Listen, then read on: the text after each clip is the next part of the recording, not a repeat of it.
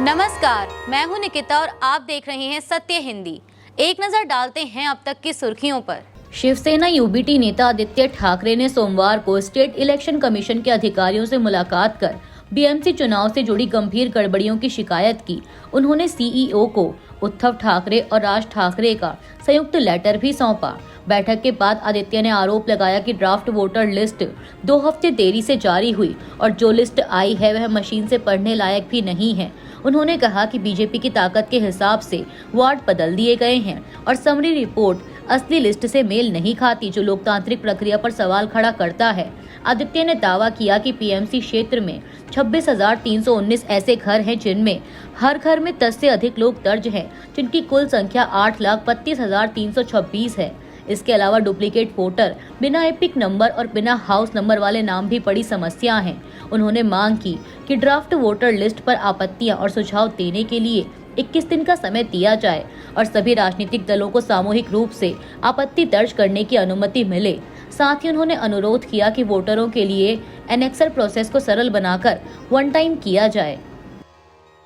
दिल्ली में 30 नवंबर को होने वाले एमसीडी उपचुनाव से पहले कांग्रेस ने वोटर लिस्ट में बड़ी गड़बड़ी का आरोप लगाया है। दिल्ली कांग्रेस अध्यक्ष देवेंद्र यादव ने मुख्य निर्वाचन आयुक्त को पत्र लिखकर दावा किया कि अशोक विहार वार्ड की वोटर लिस्ट से बड़ी संख्या में मजदूर वर्ग के मतदाताओं के नाम हटा दिए गए हैं। उनके अनुसार वजीरपुर औद्योगिक क्षेत्र के कई प्रवासी मजदूरों के नाम सूची से गायब हैं, जो एक सुनियोजित साजिश जैसा लग रहा है।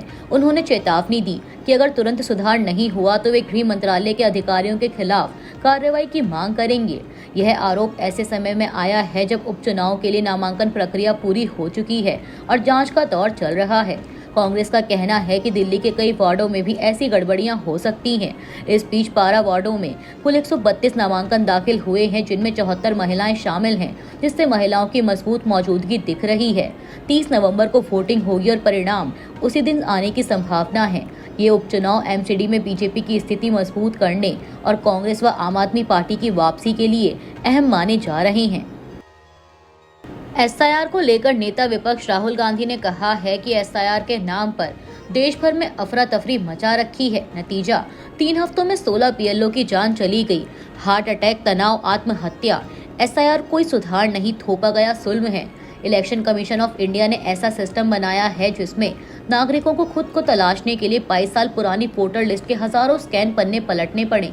मकसद साफ है, सही वोटर थककर हार जाए और वोट चोरी बिना रोक टोक जारी रहे।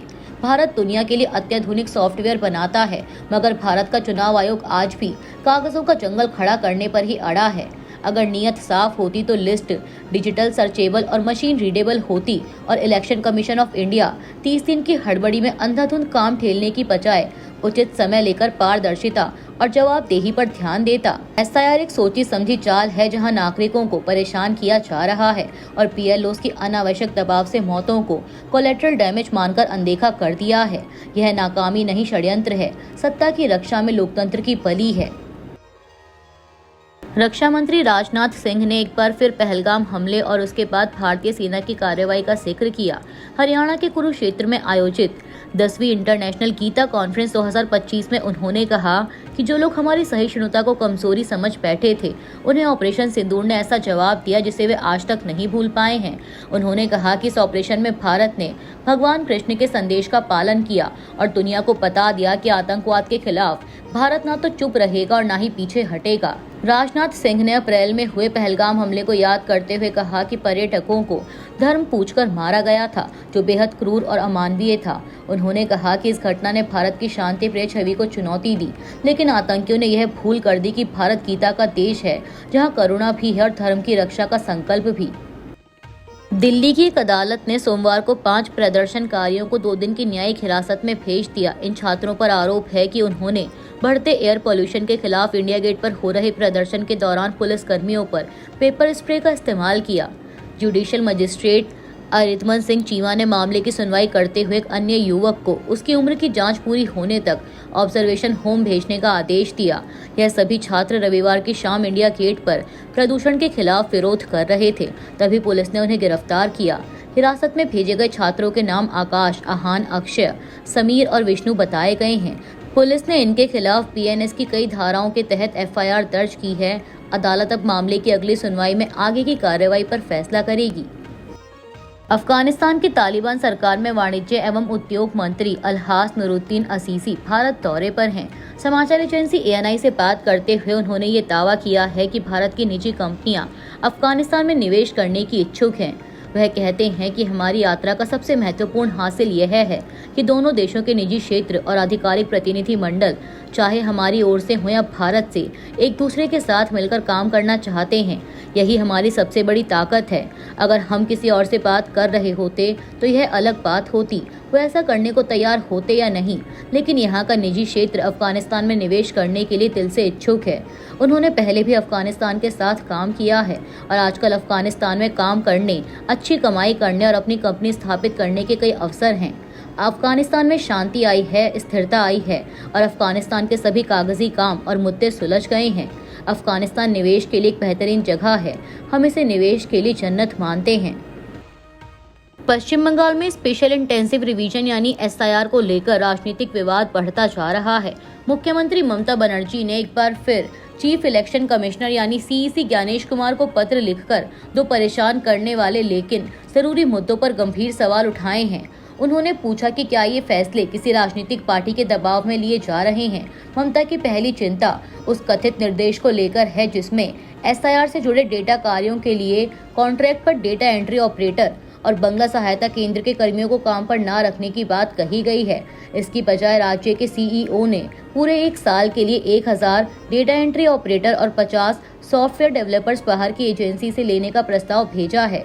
ममता ने सवाल किया कि जब जिलों में पहले से प्रशिक्षित लोग मौजूद हैं तो आउटसोर्सिंग की आवश्यकता क्यों है और क्या यह किसी पार्टी के फायदे के लिए किया जा रहा है। दूसरा मुद्दा निजी रेसिडेंशियल कॉम्प्लेक्स में पोलिंग स्टेशन बनाने की संभावना से जुड़ा है, जिसे उन्होंने अनुचित और वोटरों के बीच भेदभाव पैदा करने वाला बताया है। TMC पहले ही SIR को लेकर इलेक्शन कमीशन ऑफ इंडिया पर पक्षपात का आरोप लगा चुकी है, जबकि BJP का कहना है कि ममता गैर कानूनी वोट बैंक बचाने की कोशिश कर रही हैं। पश्चिम बंगाल में चल रही SIR प्रक्रिया को लेकर सोमवार को बूथ लेवल अधिकारियों यानी PLO और पुलिस के बीच तीखी झड़प हो गई। द हिंदू की एक रिपोर्ट के मुताबिक अधिकारी कॉलेज स्क्वायर से जुलूस निकालकर चीफ इलेक्टोरल ऑफिसर यानी CEO के ऑफिस पहुंचे, जहां उन्होंने ताले और पेड़ियां दिखाकर ऑफिस के मुख्य दरवाजे को सांकेतिक रूप से बंद किया। आरोप है कि PLO पर बहुत अधिक और अमानवीय काम का दबाव डाला जा रहा है। प्रदर्शनकारियों ने बैरिकेड तोड़कर ऑफिस में घुसने की कोशिश की, जिसके बाद हाथापाई हुई। PLO अधिकार रक्षा कमेटी का कहना है कि SIR का काम, जिसे सामान्य तौर पर 2 साल से अधिक लगते हैं, इस बार बेहद कम समय में पूरा करने का निर्देश दिया गया है। कमेटी ने यह भी दावा किया कि काम के तनाव से 2 BLO की मौत हो चुकी है। SIR के तहत घर घर जाकर गिनती 4 नवंबर से 4 दिसंबर तक चल रही है और ड्राफ्ट रोल 9 दिसंबर को जारी किए जाएंगे। संगठन ने चेतावनी दी है कि समय सीमा नहीं बढ़ाई गई तो बड़े स्तर पर और विरोध होंगे।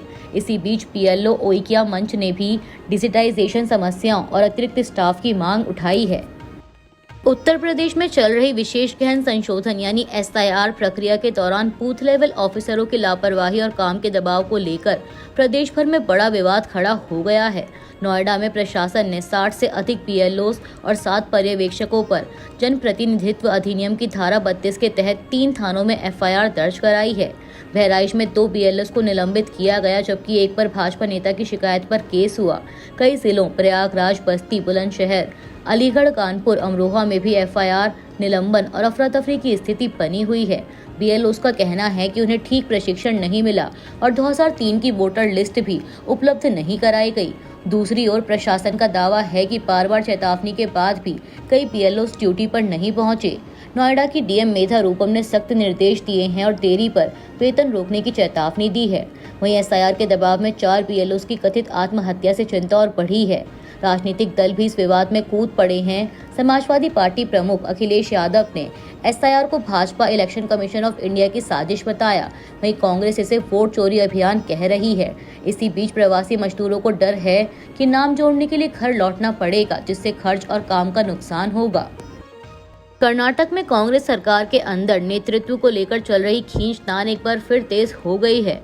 सरकार के 2.5 साल पूरे होते ही मुख्यमंत्री सिद्धरमैया और उप मुख्यमंत्री टीके शिव कुमार के बीच सत्ता संतुलन का विवाद खुलकर सामने आ रहा है। सोमवार को सिद्धरमैया ने साफ कहा कि मुख्यमंत्री पद पर बने रहने या बदलाव का अंतिम फैसला कांग्रेस हाईकमान ही करेगा और उन्हें तथा शिव कुमार दोनों को ही वही मानना होगा। इसी बीच शिव कुमार समर्थक विधायकों का दिल्ली जाना जारी है। मीडिया रिपोर्ट्स के मुताबिक अब तक करीब दर्जन भर विधायक कांग्रेस नेतृत्व से शिव कुमार को मुख्यमंत्री बनाने की मांग कर चुके हैं। इधर शनिवार को सिद्धरमैया ने बेंगलुरु में पार्टी अध्यक्ष मल्लिकार्जुन खड़गे से मुलाकात की, जहां उन्होंने कैबिनेट फेरबदल का प्रस्ताव रखा।